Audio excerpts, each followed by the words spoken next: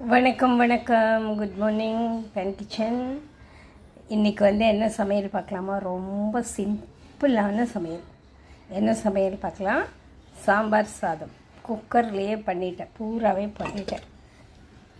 தயிர் சாதம் அவ்வளோதான். இதுக்கு மாங்காய், கட் மேங்கோ, வெந்தய மாங்காய் சொல்லுவாங்கள்ல அது. இது மேங்கோ தொக்கு, அப்பளம் பொரிச்சது,